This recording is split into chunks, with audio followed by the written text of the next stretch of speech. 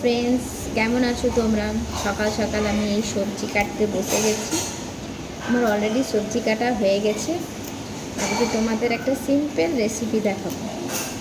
এই কাঁচকলার তরকারি করব, তাই কাঁচকলার ছালগুলো এই কেটে রেখেছি। তো এই ছালের চাটনি করে দেখাবো তোমাদেরকে। তোমরা তো সবাই সব রকমই সবজি বানাতে পারো, তো এই কাঁচকলার চাটনি কেমন করে তৈরি হয়, কাঁচকলার চাটনি না, কাঁচকলার ছালের চাটনি কেমন করে তৈরি হয় তোমরা সবাই দেখো আর আমাকে জানিও কেমন হয়েছে। খুব সিম্পল রেসিপি, হ্যাঁ, তোমরা বাড়িতে বানিয়ে ভাতের সাথে খেতে পারো এমনি। আর আমি বানাবো নিরামিষ, যেহেতু আমাদের নিরামিষ খাবার বেশি হয়, আমাদের যেহেতু গোপাল আছে বলে। তো দেখো, খুব সিম্পল। কাঁচকলার ছালগুলো এই ছোটো ছোটো করে কেটে নেবে। এই কেটে তারপর দেখুন, আমি কড়াইয়ে সামান্য তেল দিয়ে দিচ্ছি। কড়াইটা গ্যাসে চাপিয়ে সামান্য তেল দিয়ে ওর মধ্যে সামান্য কালো জিরে দিয়ে দিলাম। কালো জিরেটা যখন একটু ভাজা হয়ে যাবে, তখন এই কাঁচকলা ছালগুলো ওর মধ্যে ভালো করে ভেজে নেব। কাঁচকলার ছাল আর দুটো শুকনো লঙ্কা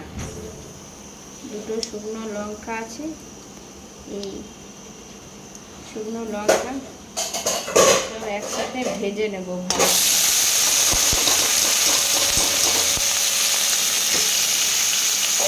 ভালো করে ভেজে নিয়ে সামান্য ভাজা হয়ে গেলে একটু নুন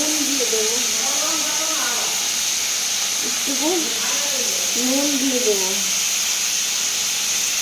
নুন দিয়ে দিলাম সামান্য নুন দিয়ে দিলাম। তারপর এটা ভালো করে লাল করে ভেজে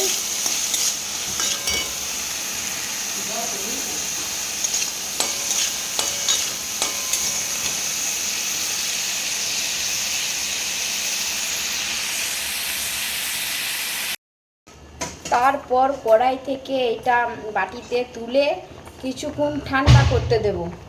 কিছুক্ষণ ঠান্ডা করার পর আমি এটা মিক্সিতে বেটে নেব। ঠান্ডা না করলে মিক্সিতে ডাইরেক্ট দিয়ে দিলে মিক্সির অনেক ক্ষতি হয়ে যাবে, তাই প্রথমে এটা ঠান্ডা করলাম, তারপরে এটা আমি মিক্সিতে দিয়ে দিলাম। মিক্সিতে দিয়ে এটা খুব ভালো করে মিহি করে বেটে নেব। দেখো তোমরা সবাই, আমি দেখো এমনি করে বাটা হয়ে গেলে এটা একটা বাটিতে তুলে রাখবে। এটা বাটিতে তুলে রাখলাম। বাটিতে তুলে রেখে এটা একটু সামান্য তেল দিয়ে দেবো। তারপর আমার রেডি হয়ে গেল চাটনি, কাঁচকলার ছালের চাটনি। তোমরাও একটু ট্রাই করে দেখবে কেমন হয়েছে আর কমেন্ট করে জানাবে। হরে কৃষ্ণ।